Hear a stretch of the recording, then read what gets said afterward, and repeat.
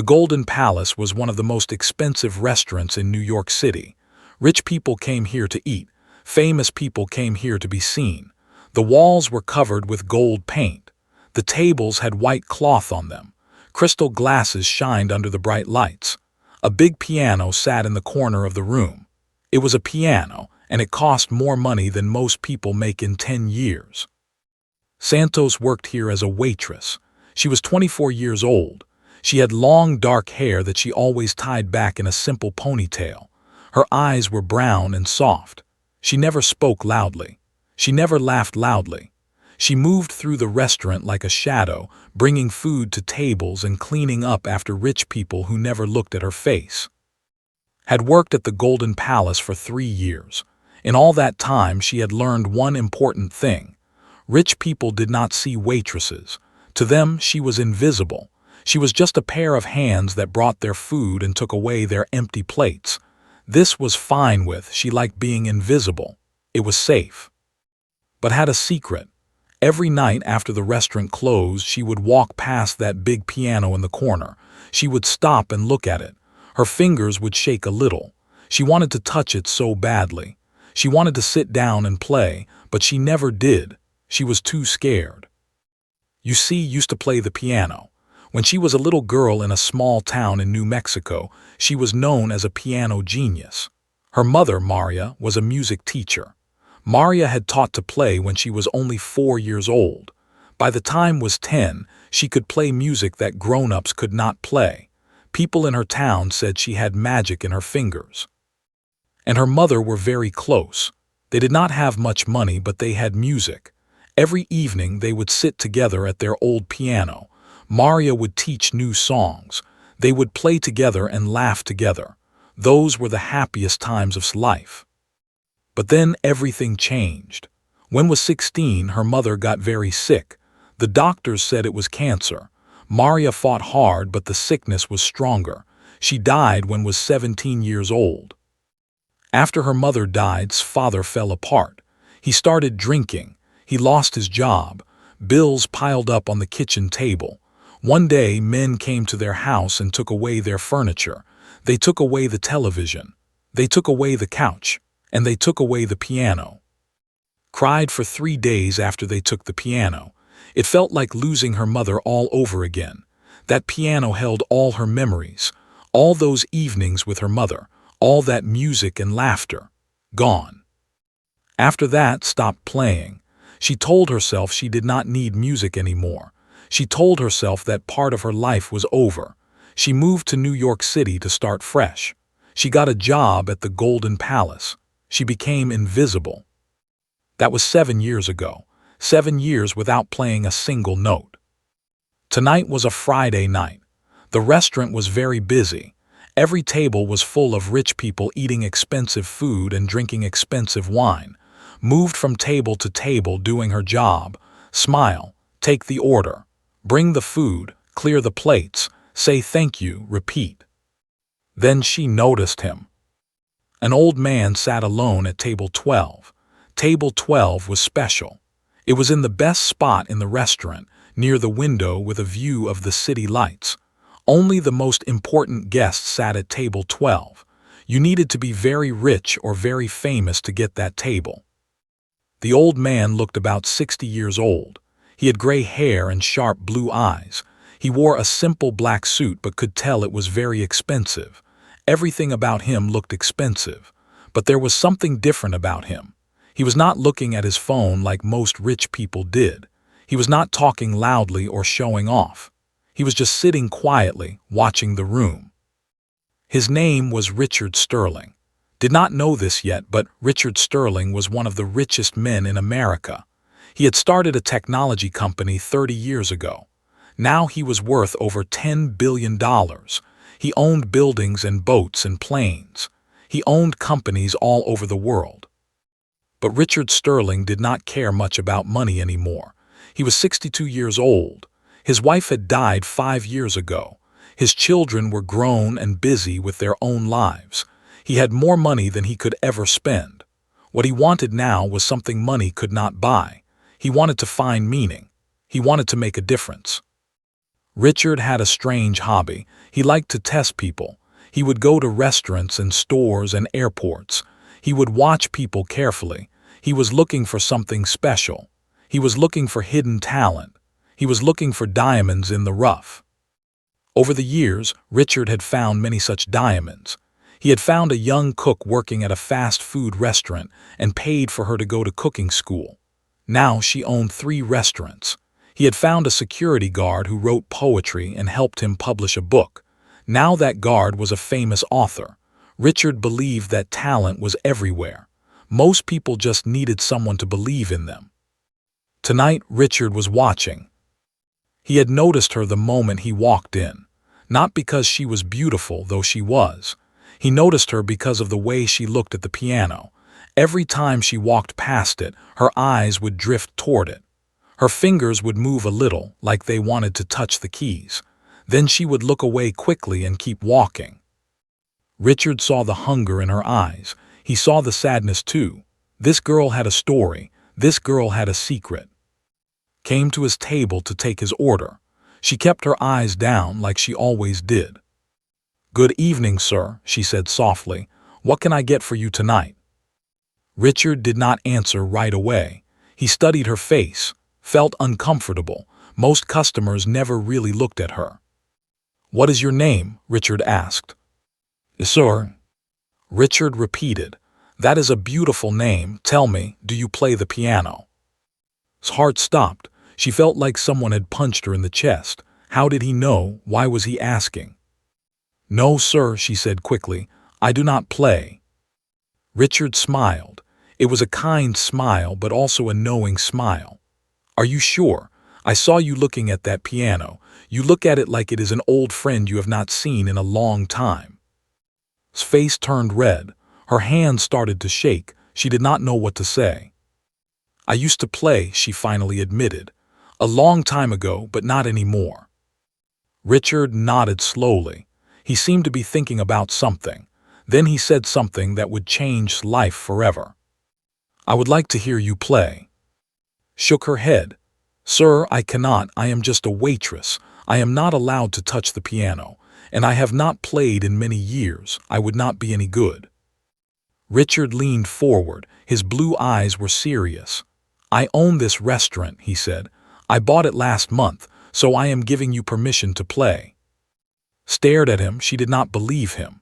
This old man owned the Golden Palace, but looking at his eyes, she could see he was not joking. "Please, sir," she whispered. "I cannot. I am scared."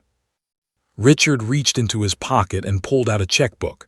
He wrote something on a check and slid it across the table, looked down. Her eyes went wide. The check was for $100,000. "Play one song for me," Richard said. "Just one. And this money is yours. You can pay your bills. You can help your family. You can do whatever you want with it." His head was spinning. $100,000. That was more money than she had ever seen in her life. But it was not the money that made her heart beat fast. It was the piano. It was calling to her. After 7 years of silence, it was calling to her. She looked across the room at the beautiful piano. She thought about her mother. She thought about all those evenings they had spent together, making music and making memories. Her mother's voice seemed to whisper in her ear, "Do not be afraid, play." Took a deep breath. Her whole body was shaking. But slowly, very slowly, she started walking toward the piano. The whole restaurant fell silent. Everyone was watching. The other waiters stopped working. The rich people stopped eating. Even the cooks came out of the kitchen to see what was happening. Sat down at the piano. She placed her fingers on the keys. They felt cold and smooth. They felt like home. She closed her eyes. And she began to play. The first note rang out through the restaurant like a bell. It was soft and gentle. Then came another note, and another. His fingers began to move across the keys like water flowing down a river. She was playing Chopin. It was a piece called Nocturne in E-flat major. Her mother had taught her this song when she was 7 years old. It was the first difficult piece she had ever learned. Back then, it had taken her months to get it right. Her small fingers would stumble over the keys. She would make mistakes and get frustrated, but her mother would just smile and say, "Again, try again." Now, after 7 years of not playing, the music came back to her like magic. Her fingers remembered every note. Her heart remembered every feeling. It was like riding a bicycle.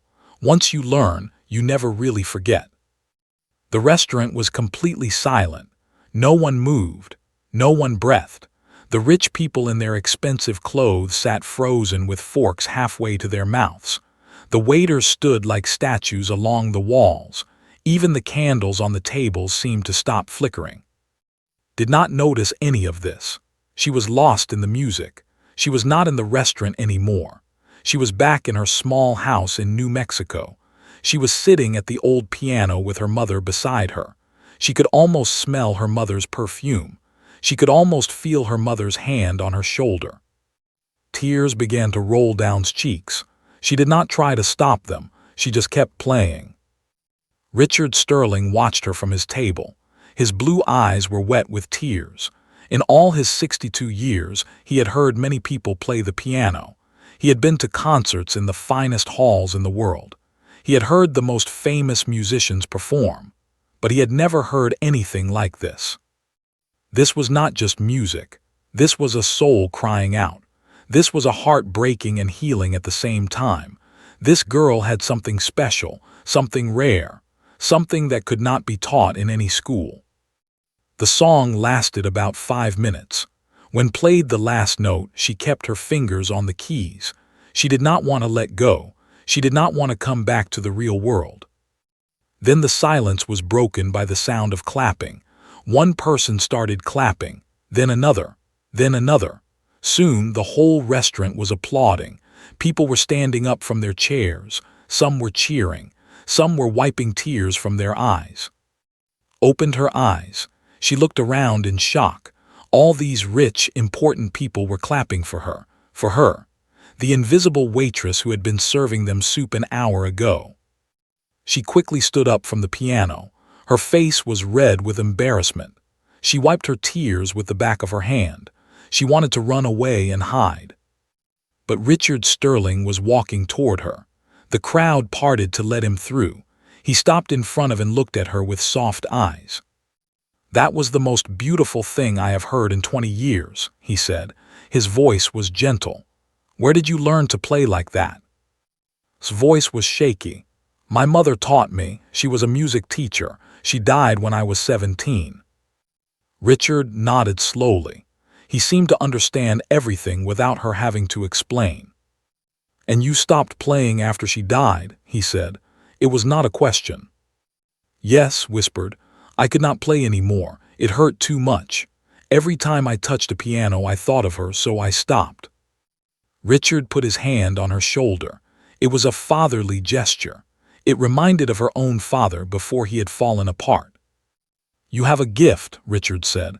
"A rare and precious gift. It would be a crime to waste it." Shook her head. "I am just a waitress, sir. That part of my life is over." "It does not have to be," Richard said. He reached into his jacket pocket and pulled out a small card. He pressed it into his hand. "I am on the board of the New York Conservatory of Music. It is one of the best music schools in the world. They have a scholarship program for talented musicians who cannot afford to pay." Looked at the card. It had Richard's name on it and a phone number. Her hands were trembling. "I want you to audition for this scholarship," Richard continued. "The auditions are in 6 weeks. If you get in, they will pay for everything. Your classes, your room, your food, everything." Felt dizzy. This could not be real. Things like this did not happen to people like her. She was nobody. She was invisible. "Sir, I cannot," she said. "I have not played in 7 years. I am not good enough for a place like that. The other musicians there, they have been training their whole lives. I would just embarrass myself." Richard smiled.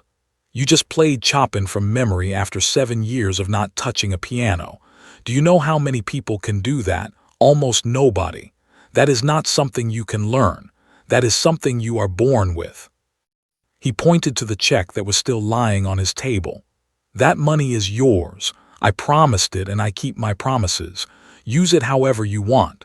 Pay your bills, help your family, but please think about what I said." Looked at the check, $100,000. It was more than 5 years of her salary as a waitress. With that money, she could pay off all her debts. She could help her father. She could finally breathe. But the money was not what was making her heart beat fast. It was the card in her hand. It was the idea of playing again, really playing. Not just at night when the restaurant was closed, not just in her dreams, but for real. "Why are you doing this?" asked. "You do not know me. Why do you care what happens to me?" Richard was quiet for a moment. His eyes got a faraway look, like he was remembering something painful. 50 years ago I was just like you," he finally said. "I was a poor boy from a small town. I had big dreams but no money, no connections, no hope. Then one day a stranger believed in me. He gave me a chance. He changed my life." He paused. "I made a promise to myself that day. I promised that if I ever became successful, I would do the same for others. I would find people with hidden talent and give them a chance. That is why I do this, because someone did it for me." Felt tears coming to her eyes again. This man, this billionaire who had everything, was standing here in a restaurant talking to a waitress like she was his equal, like she mattered, like she was worth something. "There is another reason," Richard said quietly. His voice became sad. "I had a daughter. Her name was Sophie. She played the piano too. She was very talented, just like you. But she got sick when she was 19. Cancer. She died before she could share her gift with the world." His heart broke. She understood now. She understood why this man was so determined to help her. "When I heard you play tonight," Richard continued, "I thought of her. I thought of all the music she never got to make, all the songs she never got to play." He looked directly into his eyes. "Do not waste your gift. Life is short, shorter than you think." Could not speak, she just nodded. Richard gave her one last smile. Then he turned and walked out of the restaurant just like that. He did not ask for anything in return. He did not wait for thank you. He just left. Stood there for a long time, holding the card in one hand and the check in the other. The other waiters came up to her and hugged her. The manager, mister, told her to take the rest of the night off. The rich customers went back to their meals, but they kept looking at her and whispering to each other. Walked home that night in a daze. Her small apartment was in a cheap part of the city. The building was old and the walls were thin. She could hear her neighbors fighting through the walls.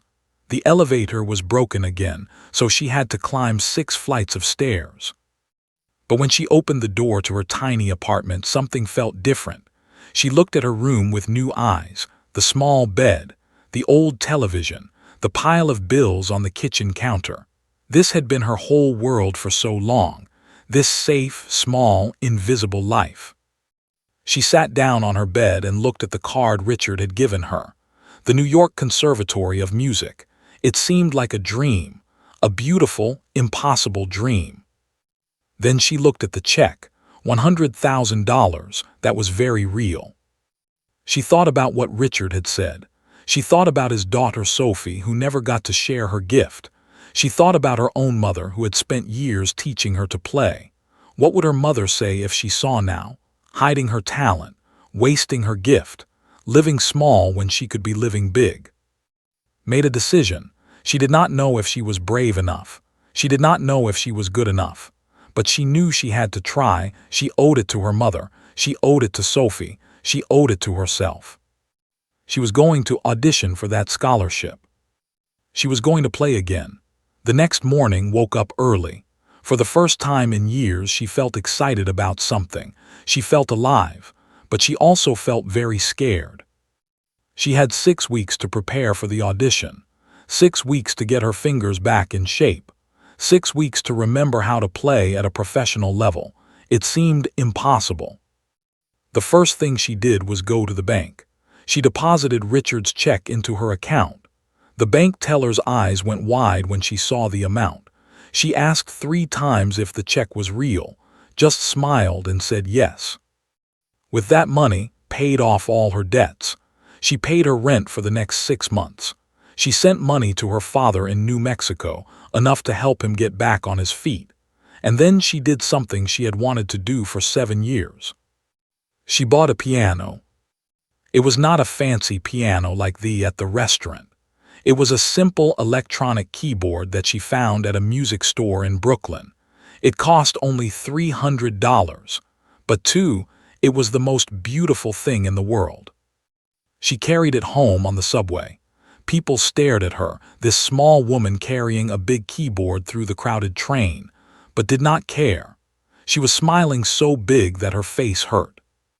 When she got home, she set up the keyboard in the corner of her tiny apartment. She plugged it in and turned it on. She sat down on an old chair and placed her fingers on the keys. And then she played. She played for 3 hours straight. She played every song she could remember from her childhood. She played Chopin and. She played simple songs and difficult songs. Her fingers were clumsy at first. They stumbled over notes they used to know by heart. But slowly, bit by bit, the music started to come back. By the end of the night, her fingers were sore and red. Her back ached from sitting on the hard chair. But she was happy, happier than she had been in 7 years. The next few weeks were the hardest of life. She still had to work at the restaurant during the day. Mr. had reduced her hours after that magical night, but she still needed to make some money. She could not just use up all of Richard's gift. So she worked during the day and practiced at night. Sometimes she would practice until 2 or 3 in the morning. Her neighbors complained about the noise. One of them, an angry old man named Mr., banged on her door at midnight and told her to stop making such a racket.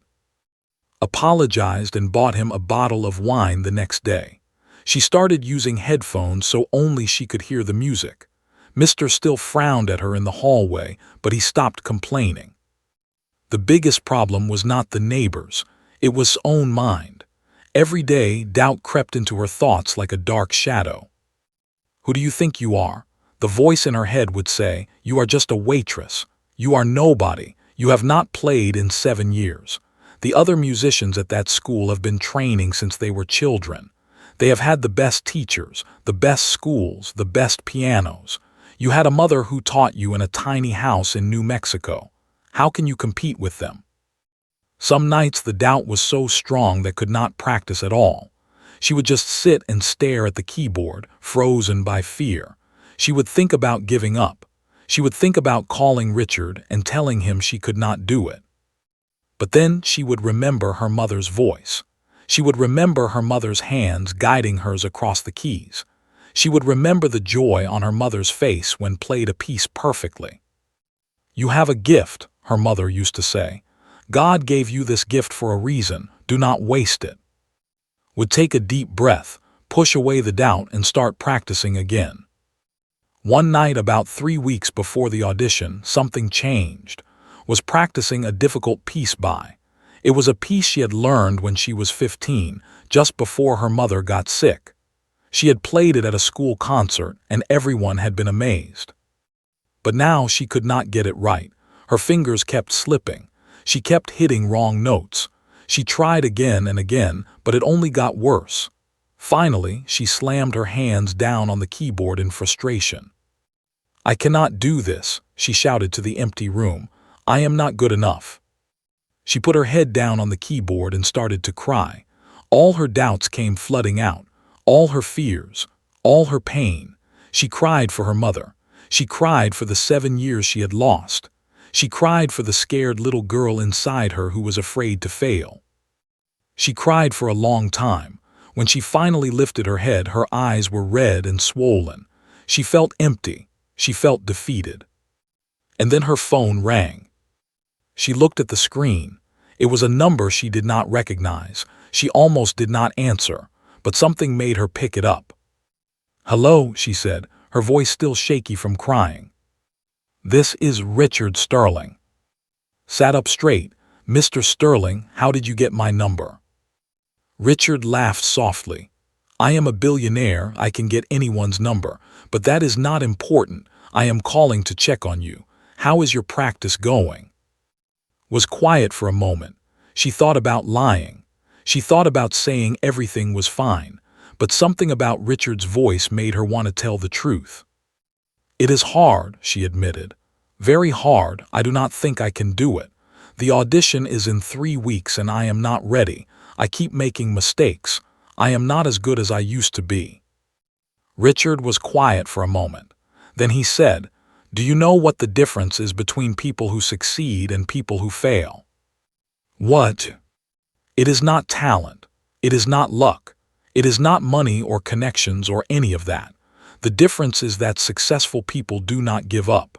When things get hard, when they feel like failures, when everyone tells them they cannot do it, they keep going anyway." Wiped her eyes.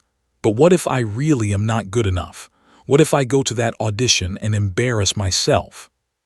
"Then you will have tried," Richard said simply. "You will have given it your best shot. And that is more than most people ever do. Most people never even try. They are too afraid of failing. So they stay safe and small and invisible their whole lives." Thought about that. She thought about her life for the past 7 years. Safe, small, invisible. Was that really how she wanted to spend the rest of her life? "I believe in you," Richard continued. "I saw something special in you that night at the restaurant, something rare. But my belief does not matter. What matters is whether you believe in yourself." After they hung up, sat in the dark for a long time. She thought about Richard's words. She thought about her mother. She thought about who she wanted to be. Then she turned on the light, sat back down at the keyboard, and started practicing again.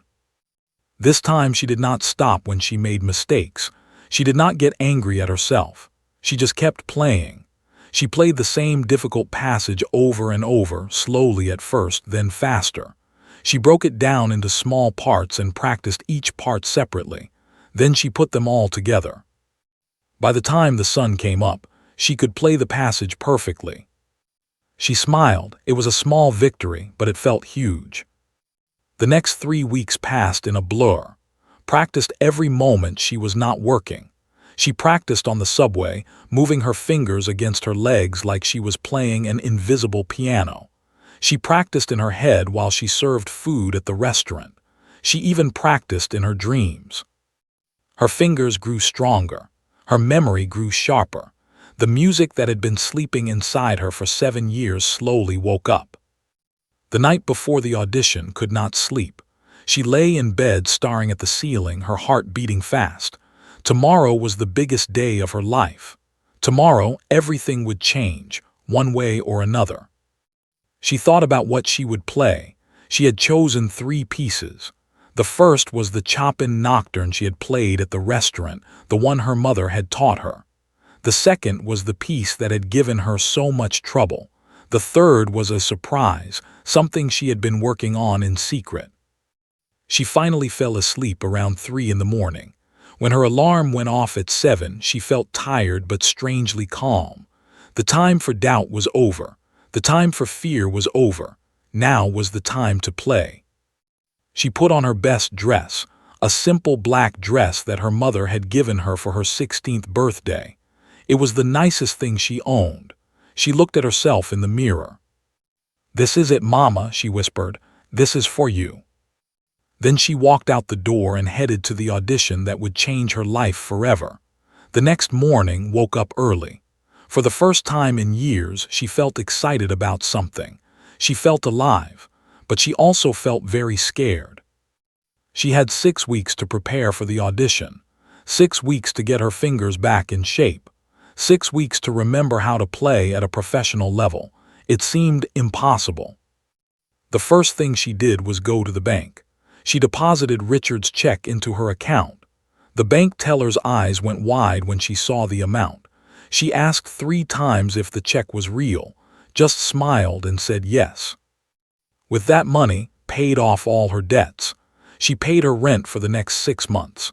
She sent money to her father in New Mexico, enough to help him get back on his feet. And then she did something she had wanted to do for 7 years. She bought a piano. It was not a fancy piano like the at the restaurant.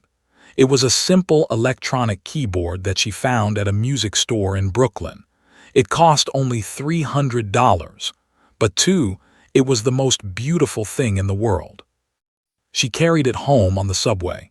People stared at her, this small woman carrying a big keyboard through the crowded train, but did not care. She was smiling so big that her face hurt. When she got home, she set up the keyboard in the corner of her tiny apartment. She plugged it in and turned it on. She sat down on an old chair and placed her fingers on the keys. And then she played. She played for 3 hours straight. She played every song she could remember from her childhood. She played Chopin and. She played simple songs and difficult songs. Her fingers were clumsy at first. They stumbled over notes they used to know by heart. But slowly, bit by bit, the music started to come back. By the end of the night, her fingers were sore and red. Her back ached from sitting on the hard chair. But she was happy, happier than she had been in 7 years. The next few weeks were the hardest of life. She still had to work at the restaurant during the day. Mr. had reduced her hours after that magical night, but she still needed to make some money. She could not just use up all of Richard's gift. So she worked during the day and practiced at night. Sometimes she would practice until 2 or 3 in the morning. Her neighbors complained about the noise. One of them, an angry old man named Mr., banged on her door at midnight and told her to stop making such a racket. Apologized and bought him a bottle of wine the next day. She started using headphones so only she could hear the music. Mr. still frowned at her in the hallway, but he stopped complaining. The biggest problem was not the neighbors, it was her own mind. Every day, doubt crept into her thoughts like a dark shadow. "Who do you think you are?" The voice in her head would say. "You are just a waitress. You are nobody. You have not played in 7 years. The other musicians at that school have been training since they were children. They have had the best teachers, the best schools, the best pianos. You had a mother who taught you in a tiny house in New Mexico. How can you compete with them?" Some nights the doubt was so strong that could not practice at all. She would just sit and stare at the keyboard, frozen by fear. She would think about giving up. She would think about calling Richard and telling him she could not do it. But then she would remember her mother's voice. She would remember her mother's hands guiding hers across the keys. She would remember the joy on her mother's face when played a piece perfectly. "You have a gift," her mother used to say. "God gave you this gift for a reason. Do not waste it." Would take a deep breath, push away the doubt, and start practicing again. One night about 3 weeks before the audition, something changed. Was practicing a difficult piece by. It was a piece she had learned when she was 15, just before her mother got sick. She had played it at a school concert, and everyone had been amazed. But now she could not get it right. Her fingers kept slipping. She kept hitting wrong notes. She tried again and again, but it only got worse. Finally, she slammed her hands down on the keyboard in frustration. "I cannot do this," she shouted to the empty room. "I am not good enough." She put her head down on the keyboard and started to cry. All her doubts came flooding out, all her fears, all her pain. She cried for her mother. She cried for the 7 years she had lost. She cried for the scared little girl inside her who was afraid to fail. She cried for a long time. When she finally lifted her head, her eyes were red and swollen. She felt empty. She felt defeated. And then her phone rang. She looked at the screen. It was a number she did not recognize. She almost did not answer, but something made her pick it up. "Hello," she said, her voice still shaky from crying. "This is Richard Sterling." Sat up straight. "Mr. Sterling, how did you get my number?" Richard laughed softly. "I am a billionaire. I can get anyone's number, but that is not important. I am calling to check on you. How is your practice going?" Was quiet for a moment. She thought about lying. She thought about saying everything was fine, but something about Richard's voice made her want to tell the truth.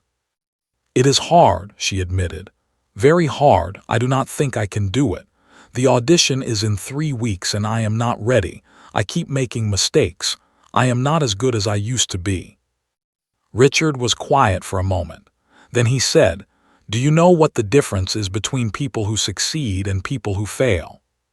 "What?" "It is not talent. It is not luck.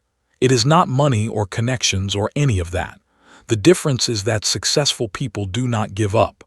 When things get hard, when they feel like failures, when everyone tells them they cannot do it, they keep going anyway." Wiped her eyes.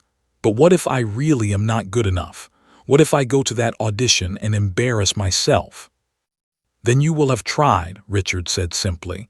"You will have given it your best shot. And that is more than most people ever do.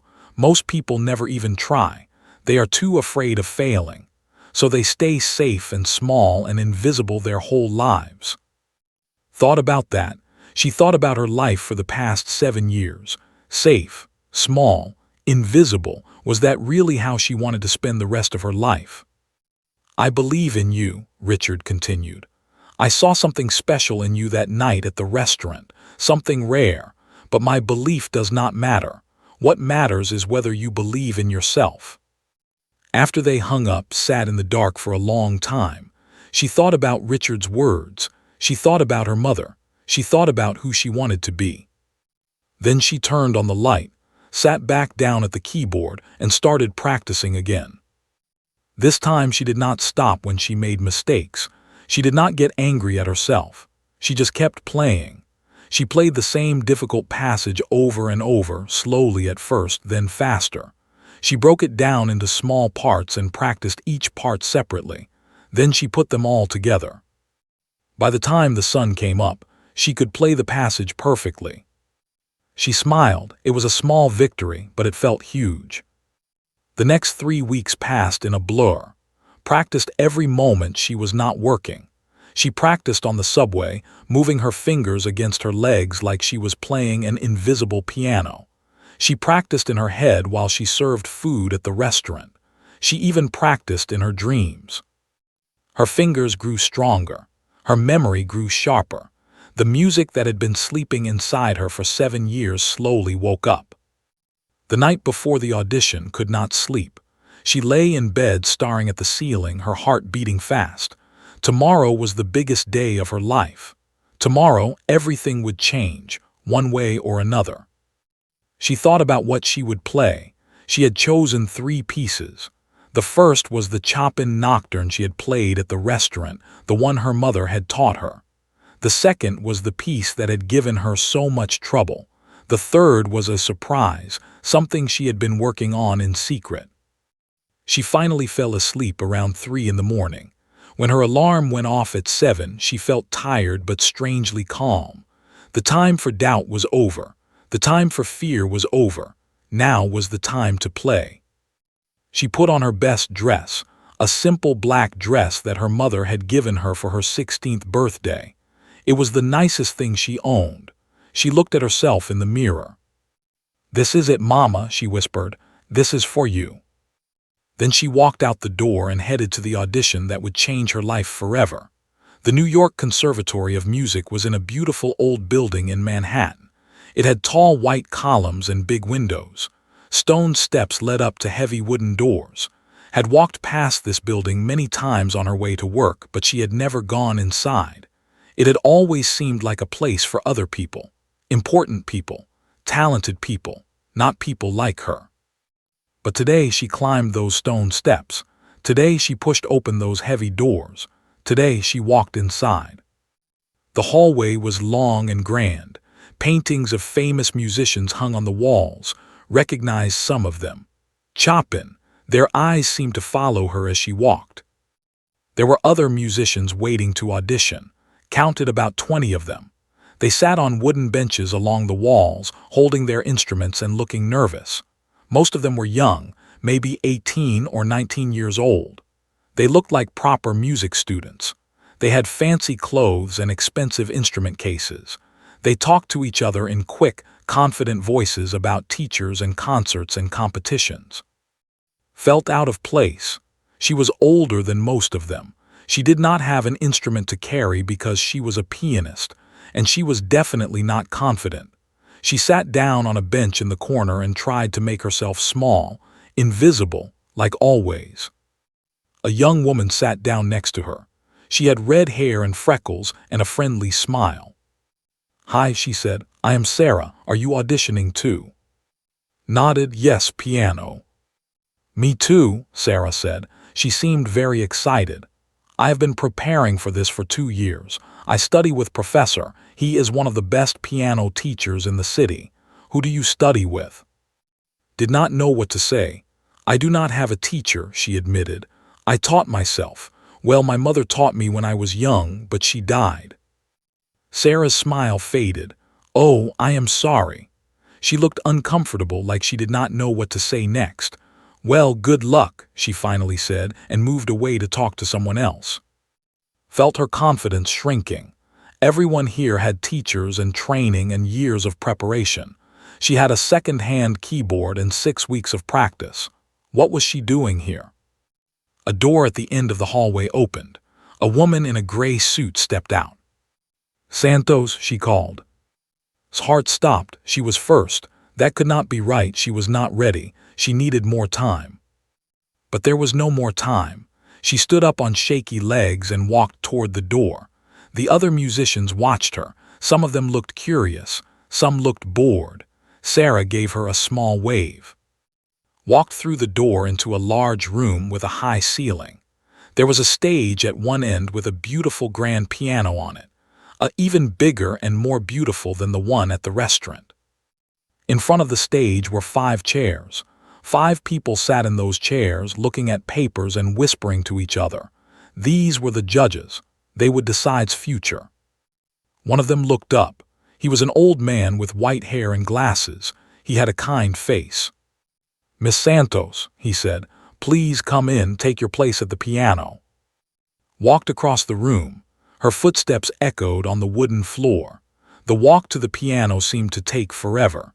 When she finally sat down on the bench, she felt like everyone could see her hands shaking. "You may begin when you are ready," the old man said. "Please tell us what you will be playing." Cleared her throat. Her voice came out small and quiet. "I will play 3 pieces. The first is Nocturne in E-flat major by Chopin. The second is Piano Concerto No. 2 by the first movement. The third is an original composition." The judges looked surprised. An original composition? That was unusual. Most people played only classical pieces at these auditions. "Very well," the old man said. "Please begin." Placed her fingers on the keys. They were cold, like always. She closed her eyes and took a deep breath. She thought about her mother. She thought about those long evenings in their small house, learning this same Chopin piece note by note. She thought about her mother's voice saying, "Beautiful, just beautiful." And she began to play. The music filled the room like water filling a cup. It was soft and gentle at first, like a lullaby. Then it grew stronger, deeper, more emotional. Forgot about the judges. She forgot about the other musicians waiting outside. She forgot about her fear and her doubt. There was only the music. When the last note of the Chopin piece faded away, she did not stop. She moved straight into the. This was the piece that had given her so much trouble during her practice. It was fast and complicated, with hundreds of notes that had to be played perfectly. One small mistake and the whole thing would fall apart.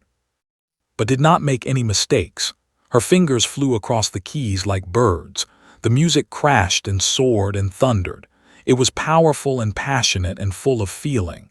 The judges leaned forward in their chairs.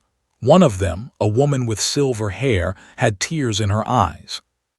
When they ended, paused. This was the moment. This was the piece she had been saving. "This last piece," she said softly, "is called For Maria. I wrote it for my mother." She began to play. This music was different from the others. It was not written by any famous composer. It came from his own heart. She had started writing it the night after Richard Sterling had called her. She had finished it just 3 days ago.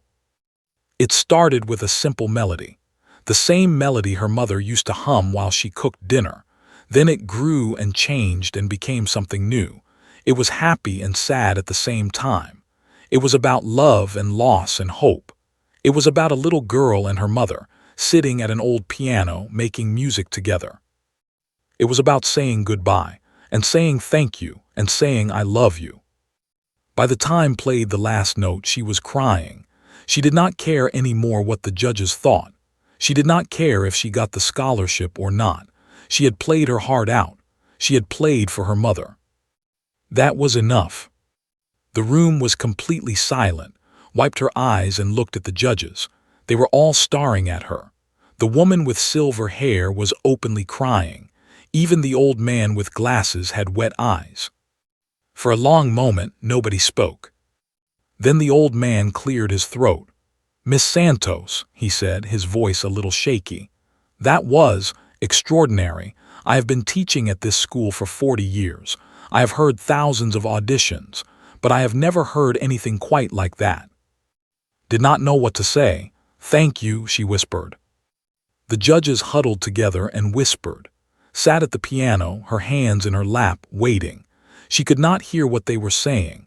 Her heart was beating so hard she thought it might burst out of her chest. Finally, the old man turned back to her. "Miss Santos, we normally do not make decisions during the audition. We usually take several days to review all the candidates." His heart sank. Here it came, the rejection, the sorry but we chose someone else. "However," the old man continued, "in this case we do not need to wait." He smiled. "Congratulations, Miss Santos. You have been accepted to the New York Conservatory of Music with a full scholarship." Could not believe it. "What?" "You heard me," the old man said. "Full scholarship, tuition, room, board, everything. You start in September." Started crying again. But this time they were happy tears. She jumped up from the piano bench and did not know what to do with herself. She wanted to run and jump and scream. "There is one more thing," the old man said. He stood up and walked toward the stage. "My name is Professor William. I am the head of the piano department here, and I would like to personally invite you to be my student." Professor knew that name. He was one of the most famous piano teachers in the world. His students had won competitions all over the globe. Kings and presidents had attended his concerts, and he wanted to teach her. I do not know what to say," stammered. Professor smiled and took her hand. "Say yes." "Yes," said, "yes, yes, yes." She walked out of the audition room in a daze. The other musicians were still waiting in the hallway. They looked at her curiously. "How did it go?" Sarah asked. Could not stop smiling. "I got in," she said, "full scholarship." Sarah's eyes went wide. "What? But you said you did not have a teacher." "I did not," said, "but I had my mother." She walked out of the building and into the bright sunshine. She stood on the stone steps and looked up at the sky. Somewhere up there, she knew, her mother was watching. Her mother was proud. "I did it, Mama," she whispered. "I did it." And for the first time in 7 years, Santos did not feel invisible anymore. The next few months changed life completely. She quit her job at the Golden Palace. Mr. was sad to see her go, but he was also happy for her. On her last day, he let her play the one more time. All the staff gathered around to listen. Some of them cried. "You were never just a waitress," Mr. told her. "You were always special, we just did not know it." In September, moved into a small room at the conservatory. It was tiny, even smaller than her old apartment, but it had everything she needed. A bed, a desk, and best of all, a practice room down the hall with a beautiful grand piano that she could use any time she wanted. School was harder than had imagined, much harder.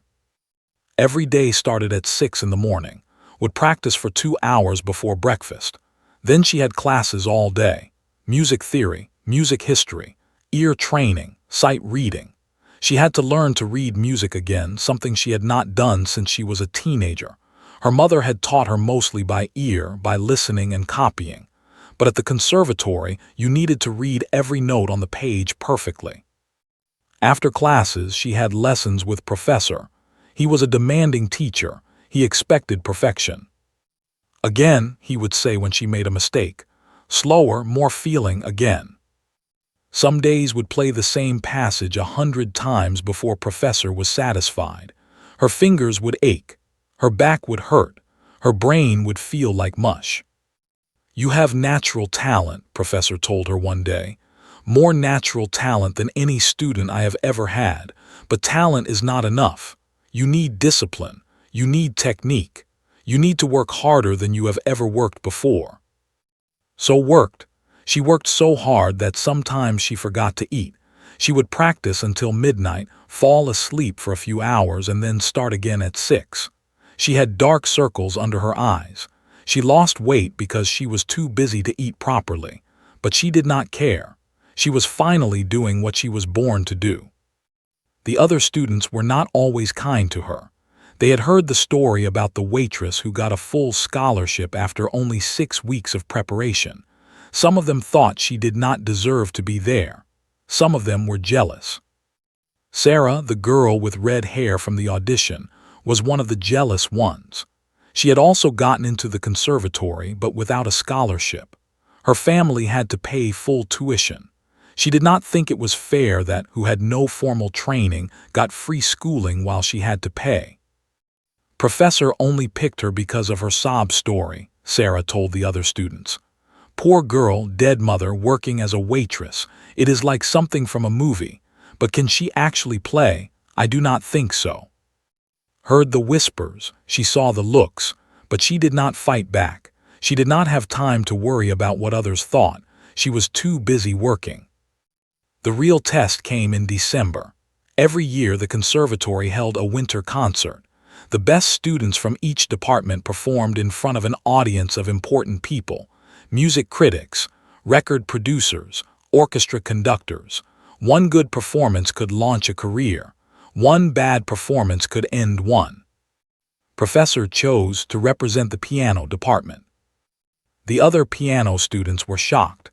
Was just a first-year student. She had only been at the school for 3 months. There were older students who had been training for years, students who had won competitions and performed in concerts. Why would Professor choose her? "Because she has something they do not have," Professor said when the other students complained. "She has heart. She has soul. She does not just play the notes, she feels them." The night before the concert could not sleep. She lay in her small bed and stared at the ceiling. Tomorrow she would play in front of hundreds of people, important people, people who could make or break her future. What if she failed? What if she made a mistake? What if Professor was wrong about her?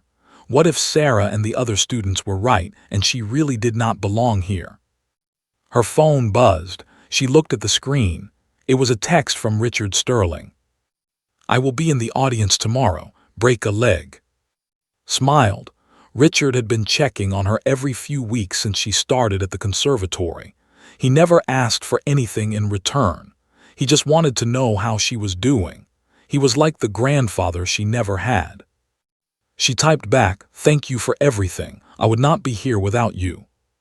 He replied, "You would not be here without yourself. I just opened a door, you walked through it." Put down her phone and closed her eyes. She thought about everything that had happened in the past year. The night at the restaurant, the check for $100,000, the audition, Professor. All of it had started because a stranger believed in her. But Richard was right. He had opened the door, but she was the one who had walked through it. She was the one who had practiced until her fingers bled. She was the one who had faced her fears and kept going. She had done this. She finally fell asleep around 2 in the morning. The next day was a blur of preparation. Hair, makeup, dress. Had bought a new dress for the occasion. It was dark blue, the color of the night sky. It reminded her of the dress her mother had worn to her first piano recital when she was 7. The concert hall was beautiful. Red velvet seats, crystal chandeliers, a stage with a gleaming grand piano in the center. Peeked through the curtain and saw the audience filing in. There were hundreds of people, important people in expensive clothes. She saw Richard Sterling sitting in the 3rd row. He caught her eye and gave her a small nod. Her heart was pounding so hard she could barely breathe.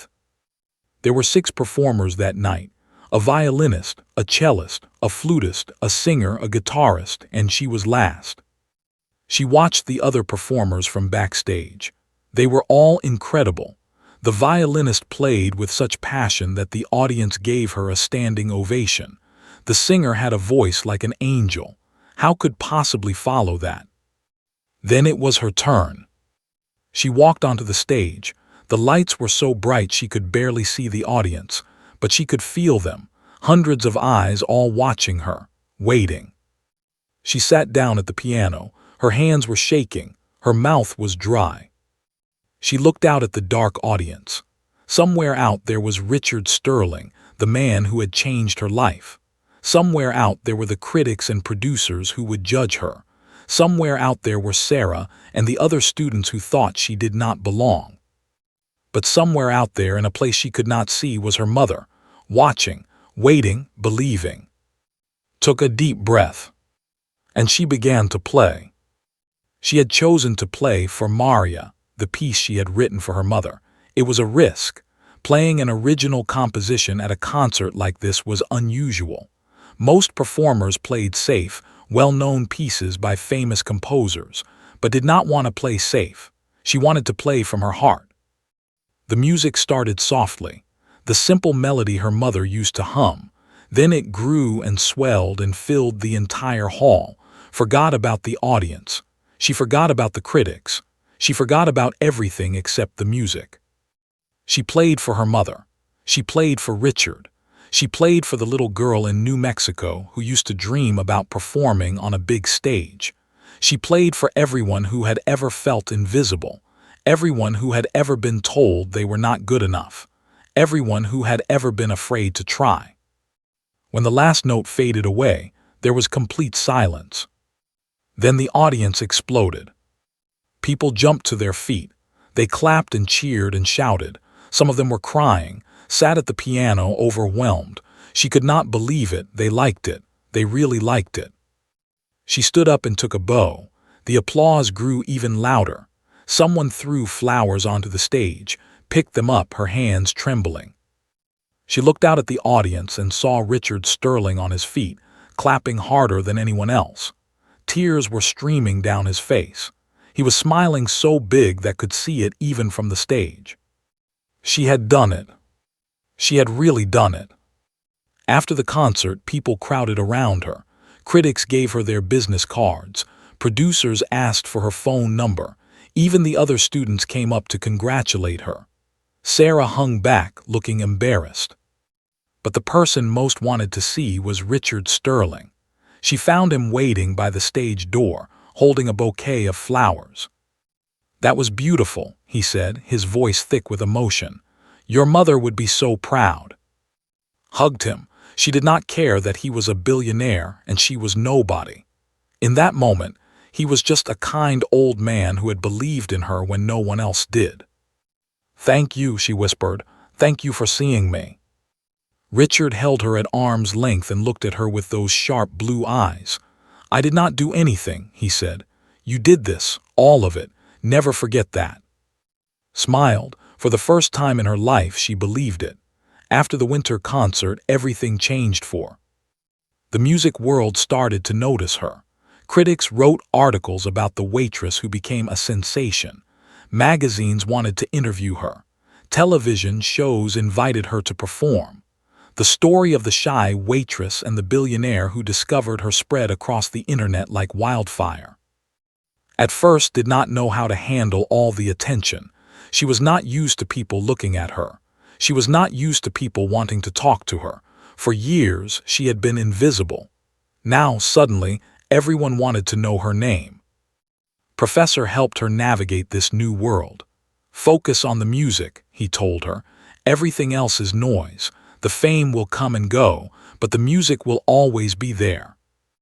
So focused on the music, she practiced even harder than before. She learned new pieces. She pushed herself to be better and better. She spent hours in the practice room working on the smallest details. A note held a little longer. A phrase played a little softer. She was obsessed with perfection. The other students at the conservatory started to treat her differently. Before the concert, many of them had ignored her or looked down on her. Now they wanted to be her friend. They sat next to her in class. They invited her to parties. They asked her for advice. Even Sarah changed her attitude. One day, she came to his room and knocked on the door. "Can I talk to you?" Sarah asked. She looked nervous. "Let her in." Sarah sat on the edge of the bed and twisted her hands in her lap. "I wanted to say sorry," Sarah said quietly, "for the way I treated you, for the things I said behind your back. I was jealous. You came out of nowhere and got everything I had been working for my whole life. It was not fair. At least, that is what I thought." Listened, she did not say anything. "But after the concert," Sarah continued, "I understood. You did not get lucky. You did not trick anyone. You are just better than me, better than most of us. And instead of being jealous, I should have been trying to learn from you." Sarah looked up with tears in her eyes. "Can you forgive me?" Thought about all the whispers, all the mean looks, all the times she had felt alone and unwelcome. It would have been easy to say no. It would have been easy to hold a grudge. But thought about her mother. Her mother had always taught her to be kind, even to people who were not kind to her. "Holding anger is like holding a hot coal," her mother used to say. "You are the one who gets burned." "I forgive you," said. "And you are wrong about one thing. You are not worse than me. You just play differently. Music is not a competition. There is room for everyone." Sarah started to cry. She hugged tightly. "Thank you," she whispered. "Thank you." From that day on, Sarah became friends, real friends. They practiced together. They went to concerts together. They helped each other get through the hard days. Learned that Sarah's story was not so different from her own. Sarah had also lost someone she loved. Her brother had died in a car accident when she was 15. Music was how she dealt with the pain. Everyone has a story, realized. Everyone is fighting a battle you cannot see. The important thing is to be kind. As the months passed, his reputation grew. She was invited to perform at concert halls around the city. Each performance was bigger than the last. First, small venues with 100 seats, then medium venues with 500 seats, then large halls with 1,000 seats or more. At every concert, Richard Sterling was in the audience. He never missed a single one. He sat in the same seat every time, third row center. After each performance, he would come backstage and give flowers. They would talk for a few minutes. Then he would leave. Asked him once why he came to every concert. "You must have more important things to do," she said. "You run companies, you make deals, you have a whole life." Richard smiled. "This is my life," he said, "watching people I believe in succeed. It is the only thing that makes me happy anymore." There was sadness in his voice. Knew he was thinking about his daughter Sophie, the one who had died too young. She did not ask about it. Some pain is too deep to talk about. In her second year at the conservatory, received an invitation that took her breath away. She was asked to perform at Carnegie Hall. Carnegie Hall was the most famous concert hall in the world. Every great musician had performed there. Music had been played there. The greatest pianists in history had sat at its piano. And now, Santos, the former waitress from New Mexico, was being asked to perform there. When she got the invitation, sat in her room and cried. These were happy tears, but also scared tears. Carnegie Hall. It was too big, too important. She was not ready. She called Richard Sterling. "I cannot do it," she said. "It is too much. What if I fail? What if I am not good enough?" Richard's voice was calm. "Do you remember what I told you the first time we met? The night at the restaurant?" Thought back, it felt like a lifetime ago. "You said I had a gift. You said it would be a crime to waste it." "That is right. And do you remember what I said when you called me crying during your practice, a few weeks before your audition?" Smiled. "You said successful people do not give up. When things get hard, they keep going anyway." Exactly. This is one of those moments. It is hard. It is scary, but you have to keep going. You have come too far to stop now. Took a deep breath. Richard was right. She had faced harder things than this. She had survived losing her mother. She had survived 7 years of hiding from her gift. She had survived an audition when she thought she had no chance. She could survive Carnegie Hall. "Okay," she said, "I will do it." The next few months were a whirlwind of preparation, worked harder than she had ever worked in her life. She practiced 10 hours a day, sometimes 12. She lost sleep. She lost weight. She barely left the practice room. Professor worked with her every day. He was demanding but also supportive. "You are ready," he told her the week before the concert. "You have been ready for a long time. You just need to believe it." The night before the Carnegie Hall concert could not sleep. She lay in bed and stared at the ceiling, her heart racing. Tomorrow was the biggest day of her life, bigger than the audition, bigger than the winter concert. This was Carnegie Hall. This was everything. Her phone buzzed, a text from Richard. "Whatever happens tomorrow, I am proud of you. You have already exceeded every dream I had for you. Now go exceed your own." Smiled, she typed back, "Thank you for believing in me." He replied, "Thank you for being worth believing in." She finally fell asleep around 4 in the morning. When she woke up, the sun was shining through her window. It was a beautiful day, a perfect day for a concert. She got ready slowly. She put on the dress she had bought for the occasion. It was black and elegant and simple. She did her hair the way her mother used to do it for recitals, pulled back in a neat bun. She looked at herself in the mirror. "This is it, Mama," she whispered. "Carnegie Hall, can you believe it?" She could almost hear her mother's voice in her head.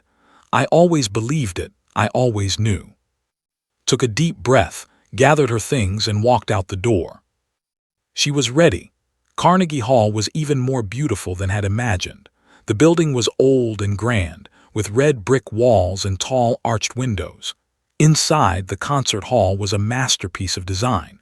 Red velvet seats filled the room in curved rows. Gold decorations covered the walls and ceiling. Crystal chandeliers hung from above, catching the light and scattering it like diamonds. Arrived early to practice on the stage.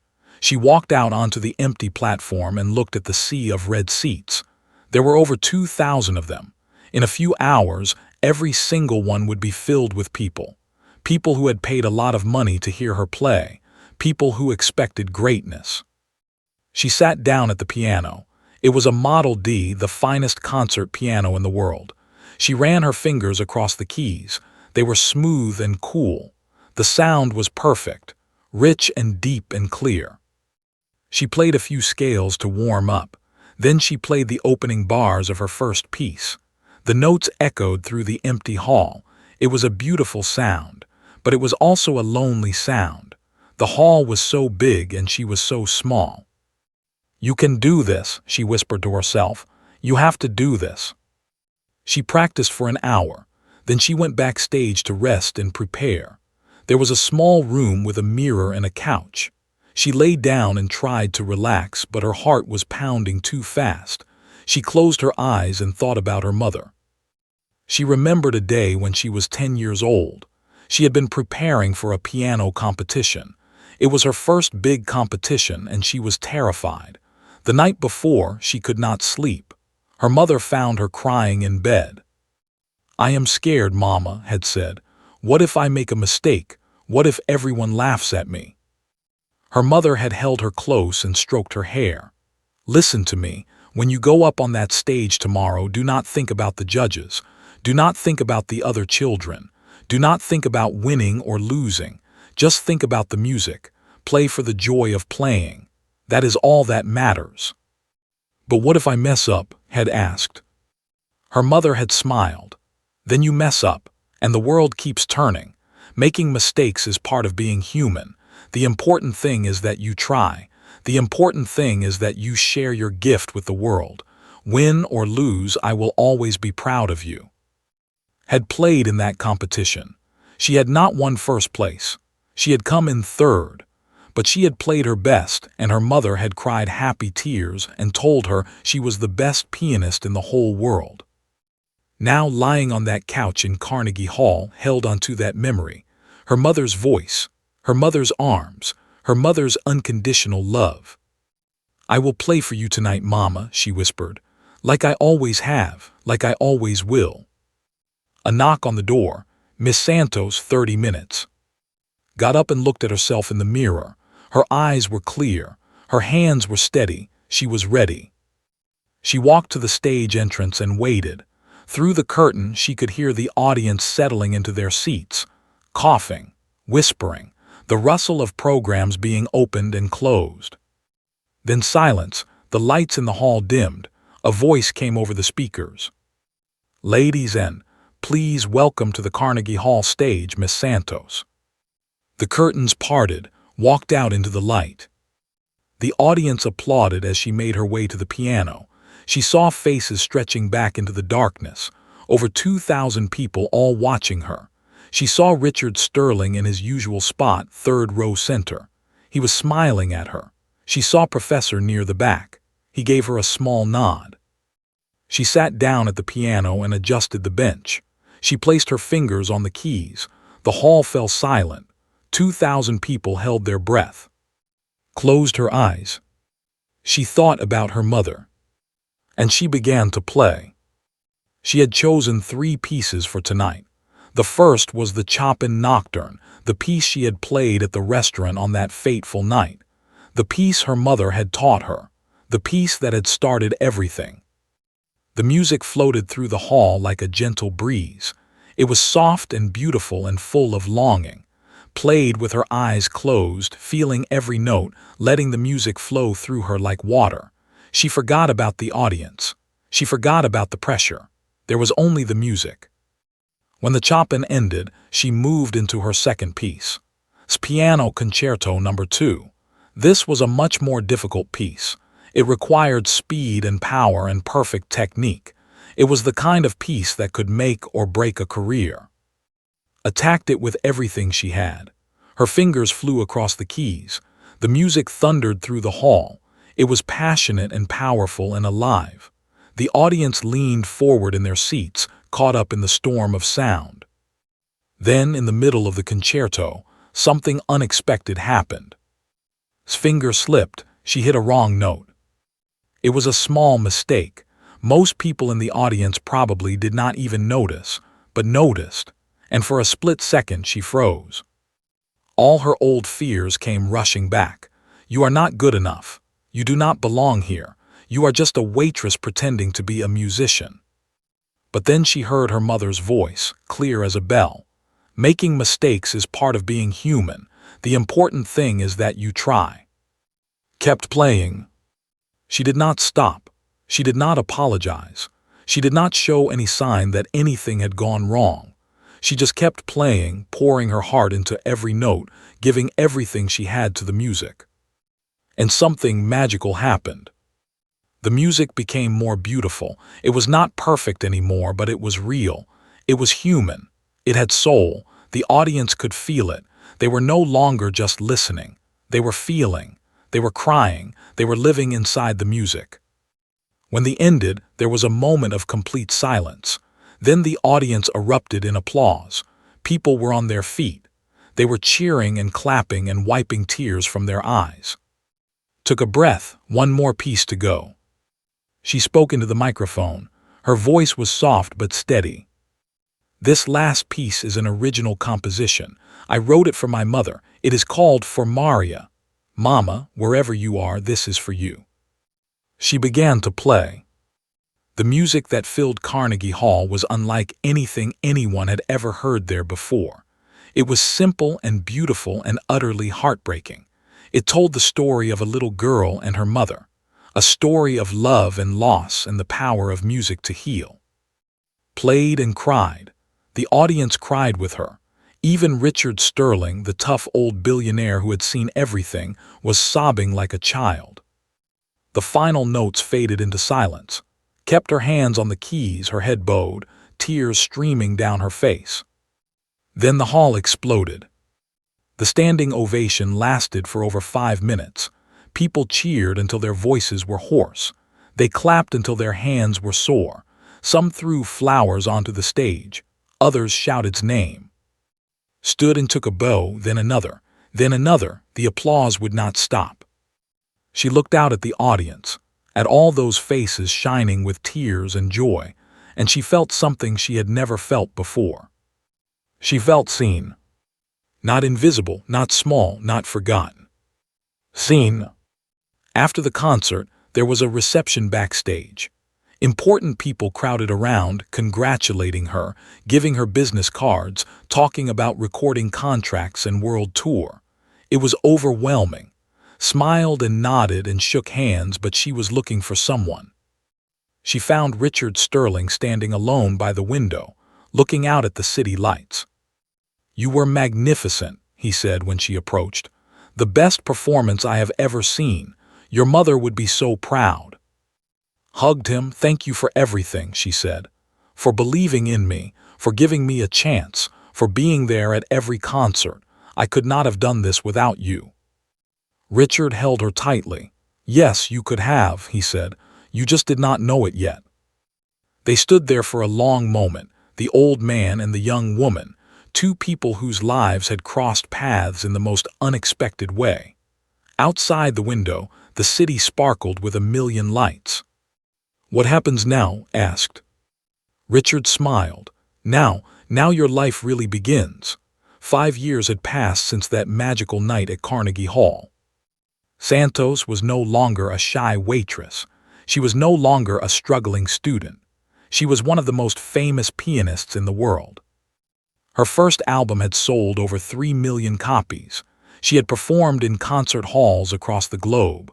London, Paris, Tokyo, Sydney, Berlin. Everywhere she went, people filled the seats to hear her play. Critics called her a genius. Magazines put her face on their covers. Television shows fought to interview her. But had not changed. Not really. She still practiced every day, just like when she was a little girl learning from her mother. She still got nervous before concerts. She still cried when she played for Maria. And she still kept a picture of her mother in her wallet, close to her heart. She also kept in touch with the people who had helped her along the way. Professor, who had retired from teaching but still came to her concerts whenever he could. Sarah, who had become a successful musician in her own right and had remained closest friend. And of course, Richard Sterling. Richard was 87 years old now. His hair had turned completely white. His steps had become slow and careful. But his eyes were still sharp and his mind was still quick.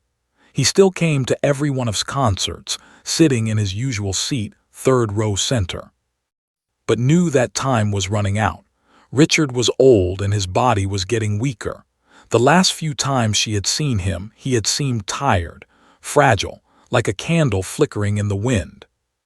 One day received a phone call. It was from Richard's assistant.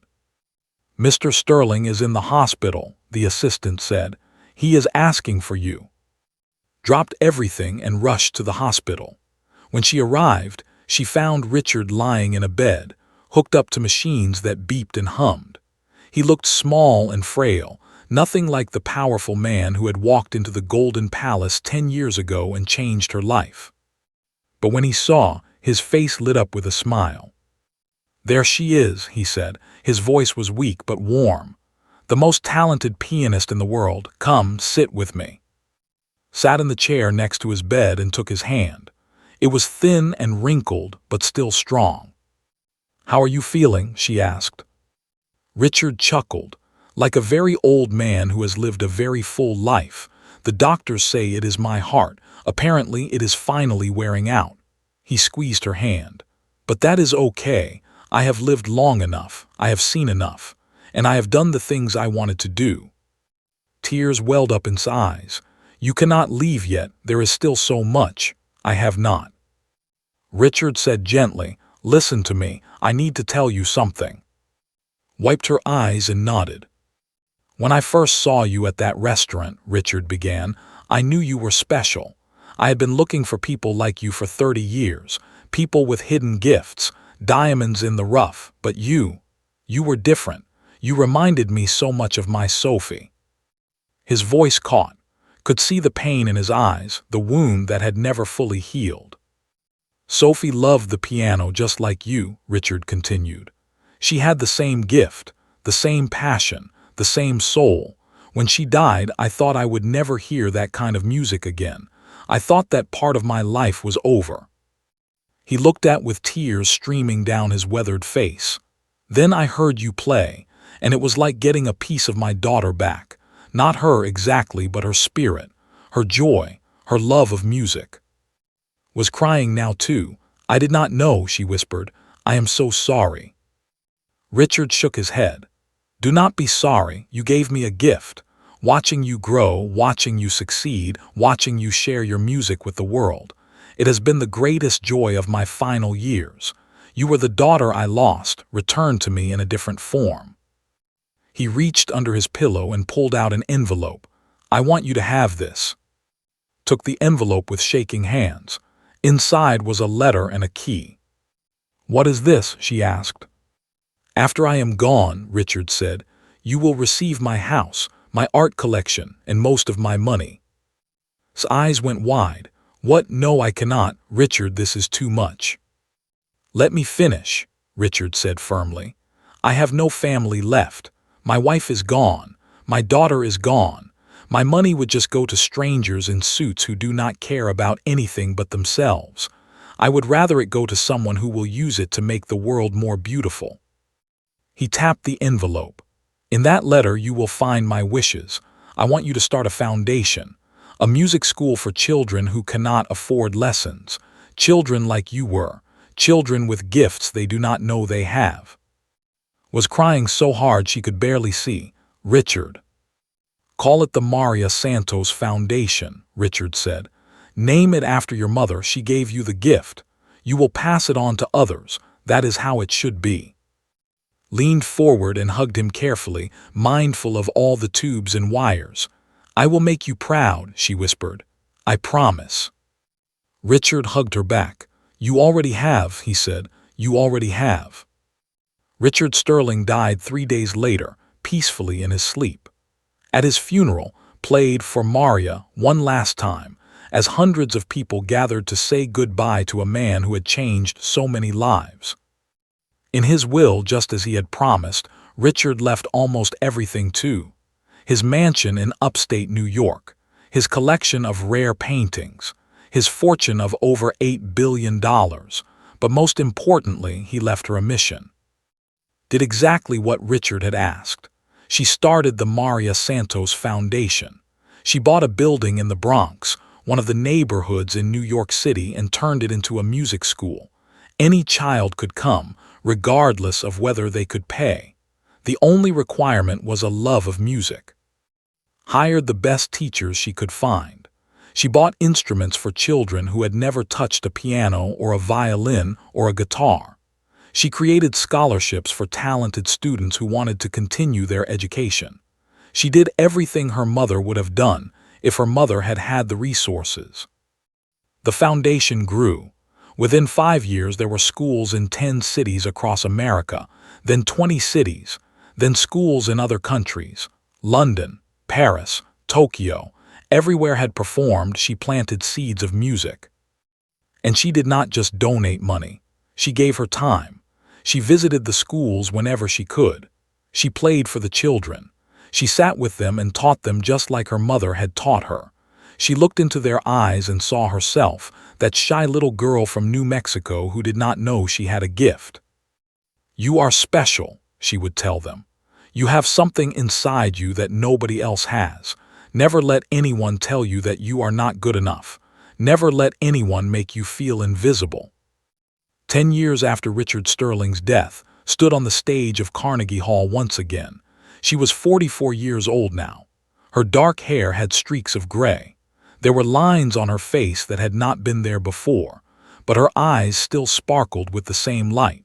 Her fingers still danced across the keys with the same magic. Tonight was a special concert. The entire audience was made up of students from the Maria Santos Foundation. Over 2,000 children from around the world, all of them there because of the gift it passed on. Before she played, took the microphone. When I was your age, she said, looking out at all those young faces, I was just like you. I lived in a small house. I did not have money. I did not have connections. I did not have anything except a mother who loved me and a piano that taught me how to dream. The children listened in silence. Then I lost my mother and I stopped dreaming. I stopped playing. I stopped believing in myself. For 7 years I was invisible. I was nobody. She paused, remembering. Then one day, a stranger walked into the restaurant where I worked. He saw something in me that I could not see in myself. He believed in me when I did not believe in myself. He gave me a chance. She looked out at the sea of young faces. That is why this foundation exists, because everyone deserves a chance. Everyone deserves to be seen. Everyone deserves to know that they have a gift, even if they cannot see it yet. She sat down at the piano. This song is called For Maria. I wrote it for my mother. But tonight I am also playing it for Mr. Richard Sterling, the man who saw the music inside me. And I am playing it for all of you, the future pianists, the future violinists, the future singers, the future dreamers. She placed her fingers on the keys. Never give up, she said. Never stop believing, and never, ever let anyone tell you that you are invisible. She began to play. The music filled Carnegie Hall like sunlight. It was beautiful and sad and hopeful all at once. It was about love and loss and the power of believing in someone. It was about a mother and a daughter. It was about an old man and a young woman. It was about the gift of music and how it can change lives. When the last note faded away, the children rose to their feet and applauded with all their might. Their cheers echoed through the historic hall, louder than any audience had ever heard. She stood and took a bow, tears streaming down her face. Happy tears, grateful tears. In the front row, a young boy from the Bronx clutched his program and made a silent promise to himself. He was 10 years old. He had started playing piano at the foundation last year. Everyone said he had a gift. One day, he thought, that will be me. One day I will play on the stage. One day I will change someone's life just like she changed mine. And somewhere in a place beyond the stage lights and the applause, 2 spirits watched with pride. A mother who had taught her daughter to play, and an old man who had taught that daughter to believe. Their gifts lived on. The music never stopped. The end.